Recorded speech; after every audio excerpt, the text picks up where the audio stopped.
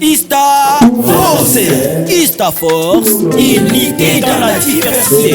Unité dans la diversité. Ista Force. Chansard Berthier vous produit ça. Ista Force c'est toujours. Ista Force. Ah, Ista Force c'est toujours. Ista Force. Unité dans la diversité. Ista Force. Institution supérieure de l'État. Ista Force. Chez nous, on priorise la science et la compétence. Cas du groupement de Bouzy de 2021 à 2024. Mais avant tout, même si les temps seraient limités, ça serait pour moi un cas de passer par les vifs sans dire grand merci à l'Éternel, tout-puissant maître des temps et des circonstances, nous ayant facilité depuis le début jusqu'à la fin de notre parcours. L'occasion pour moi de ne pas rester ingrat aux efforts fournis par les premiers parents du monde, entre autres, Monsieur Hamouli Karaz Dieudonné, mon père biologique, Maman Adeodata Roussabunga et tous leurs partenaires. Clin d'œil également à mes frères et sœurs, Toumaïni Hamouli, Norbert Hamouli, et un regard très particulier, un ami, à Madame mon épouse Simire Vital Alicienne. Ils sont nombreux ceux qui ont contribué d'une manière ou d'une autre à l'achèvement de notre tâche. Et surtout, ils nous ont conduit que tous ceux qui l'ont fait reçoivent bénédiction divine. Entrons dans les vifs de notre sujet.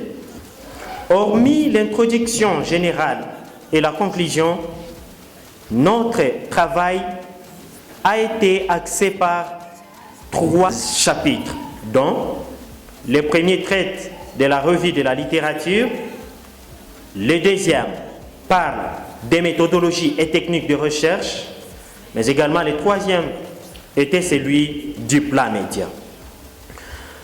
La question principale qui a guidé ma recherche était de savoir, je cite, comment la communication influence-t-elle la promotion de la santé au sein de la population rurale du groupement de Bouzy de 2021 à 2024?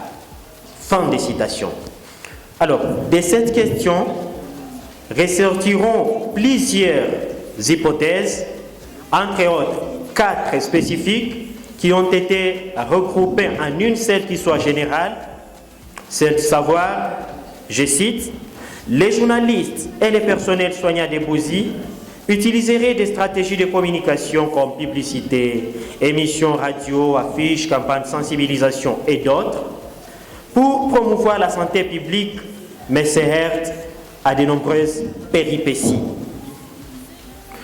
En tant que journaliste, préoccupé de la bonne santé de ma communauté, autrement dit auditeurs et internautes, il m'a été capital de réfléchir sur ces mariages, sur cette synergie journaliste-médecin comme levier d'amélioration de la santé publique dans les milieux ruraux où nous vivons. Pour atteindre les objectifs de cette recherche, j'ai mobilisé une approche méthodique combinée donc des méthodes descriptives, exploratoires, explicatives, en utilisant des techniques comme des techniques allez, merci beaucoup, comme vous le voulez. Allant donc au résultat de notre recherche, après analyse, Monsieur le Président, Messieurs les invités distingués, chacun à sa qualité, nous avons trouvé que notre première hypothèse, et en général notre travail, a été affirmé par la grande partie de nos enquêtés, d'où 100% de nos enquêtés ont affirmé et ont accompagné la réflexion de M. Armand Matelard qui en 2006 disait de l'importance des médias sur les nouvelles technologies dans la promotion de la santé publique, disant ainsi que les journalistes et les professionnels soignants utilisent des stratégies non négligeables pour la promotion de la santé publique dans des zones rurales. Et synthétisant ainsi les résultats de ma recherche, je vais passer aux recommandations parce que différentes recommandations nous ont été données par nos enquêtés. On a pris juste les gros. Pour améliorer la communication sanitaire à Bozi, il est nécessaire de renforcer les radios communautaires, créant un site web aux journalistes et professionnels soignants, doté des médias comme la radio communautaire Boubandano ici présente, la radio Top et Bouzi présente aussi, des outils d'audiovisuel pour faciliter à la communauté de non seulement écouter, mais également voir ce qui pourrait avoir de l'impact sur leur santé. Il est également important de collaborer avec les réseaux de téléphonie mobile afin de diffuser les messages sanitaires adaptés et accessibles.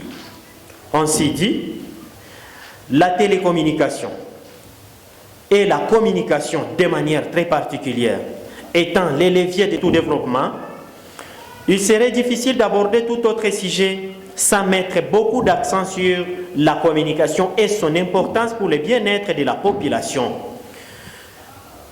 Voilà, en cette phrase, je vais conclure mon mémoire, la synthèse de mon mémoire, disant qu'au terme de ce travail, il apparaît clairement que la communication constitue un levier fondamental pour l'amélioration de la santé publique en milieu rural. L'étude a montré que l'efficacité de l'intervention sanitaire dépend non seulement des disponibilités des infrastructures et ressources médicales, mais aussi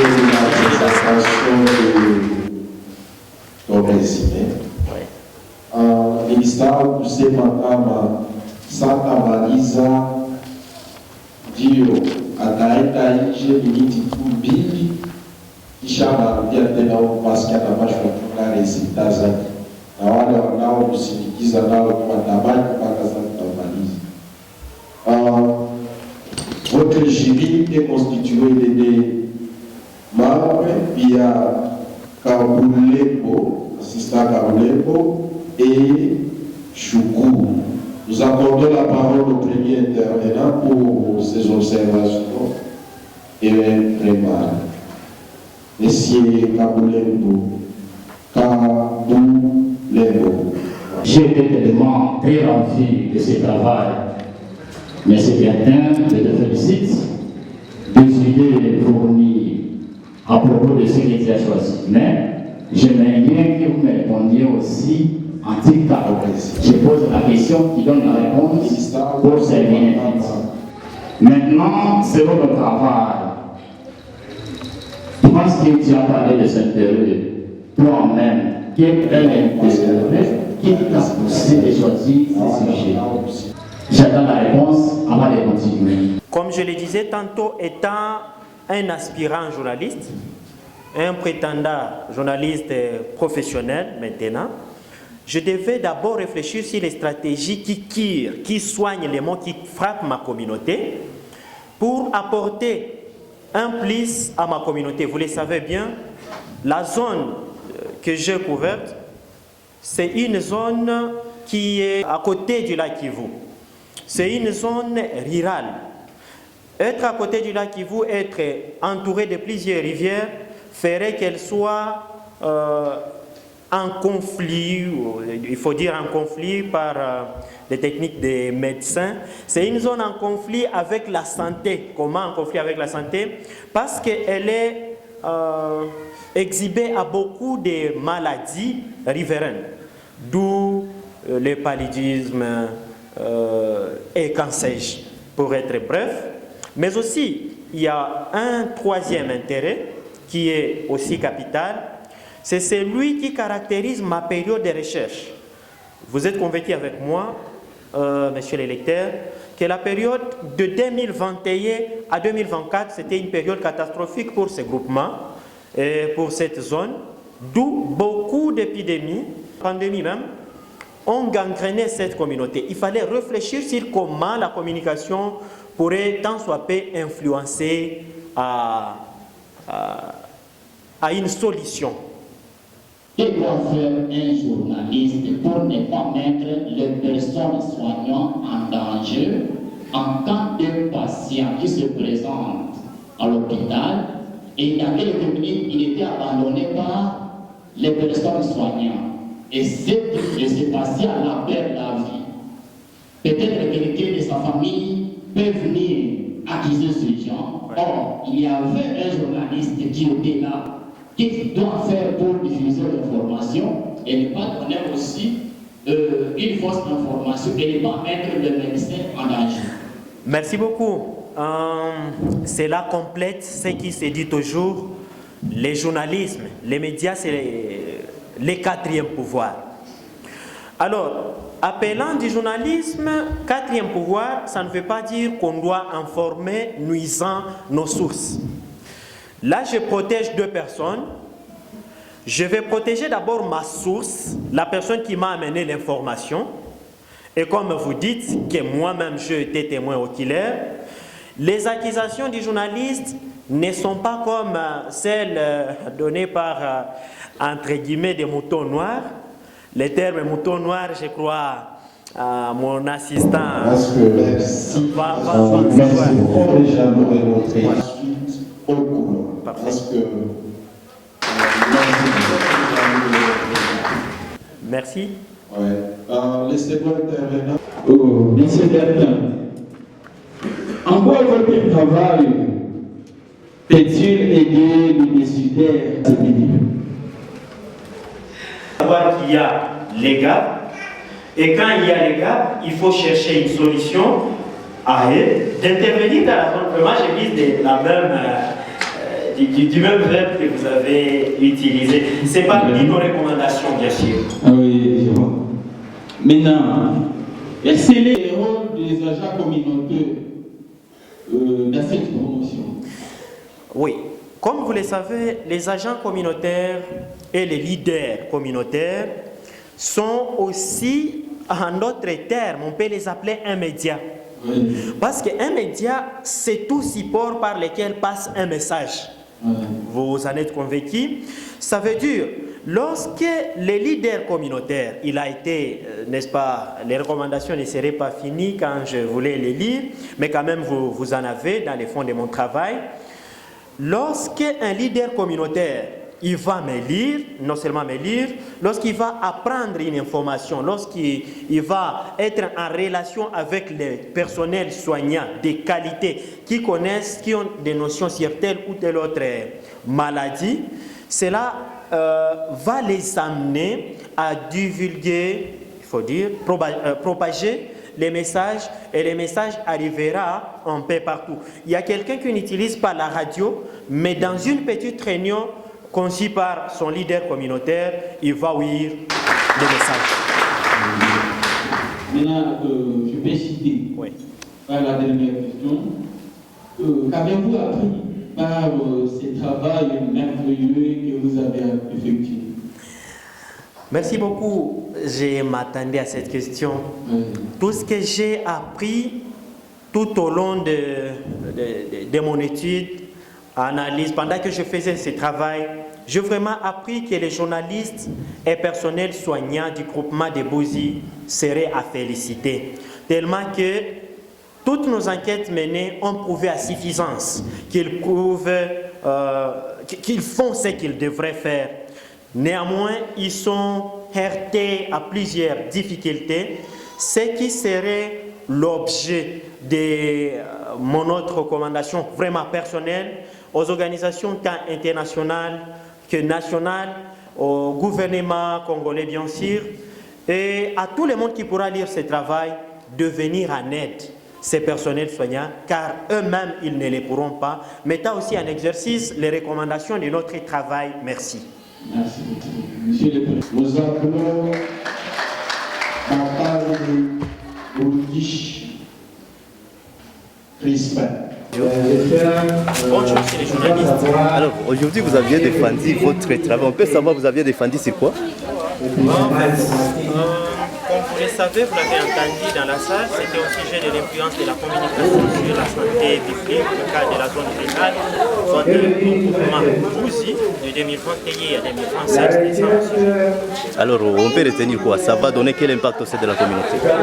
À retenir, c'est que, comme vous le savez, nous sommes en train de défendre notre mémoire de licence en journalisme et il fallait faire le journalisme de proximité. Alors, faisant le journalisme de proximité, ça va impliquer que la matière première du journalisme, c'est les auditeurs. Ça ne vaut pas la peine pour un journaliste de faire un bon journal alors que sa population est endeuillée, elle est hospitalisée, faute de ne pas connaître les stratégies pour évacuer, pour ne pas être atteint de différentes maladies. Voilà pourquoi il faut d'abord commencer par la prévention de cette population avant de l'informer sur d'autres thématiques politiques et personnelles. Vous pouvez les lire seulement voyant mon sourire. Je suis très ému de telle sorte que je ne m'attendais pas que ça se passe comme ça. Vous le savez, on a étudié pendant une période de péripéties. Il fallait aller chercher des enseignants à Goma, au Kavu. Et en fait, par la grâce de Dieu, on est arrivé au bout.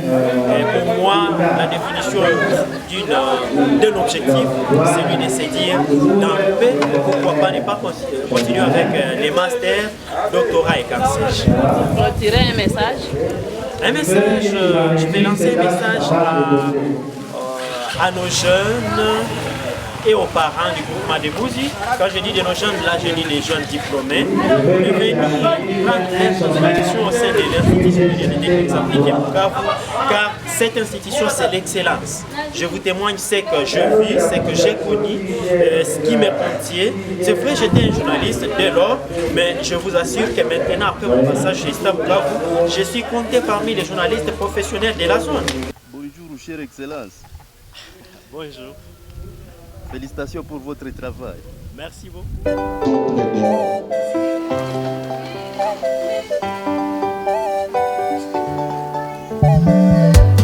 Nitamhimidi Bwana kila wakati, sifa zake zi kinywani mwangu daima.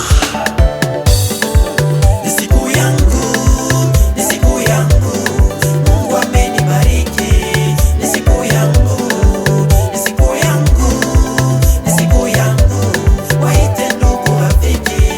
Ni siku yangu, ni siku yangu, siku yangu, siku yangu. Mungu amenikumbuka, sababu yake ninacheka.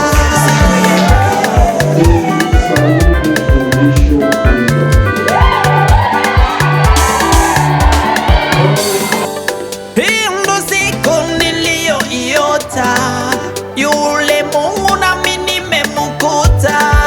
Mema amenitendea, moyoni nafurahia, kwa midomo yangu ninashangilia. Siku ya wengi kuniletea maua, siku ya wengi kunishangilia. Oh, nangabo, nangabo, watu wanafurahia, tena wengi wanashangilia. Oh, nangabo, nangabo, wema wanashangilia.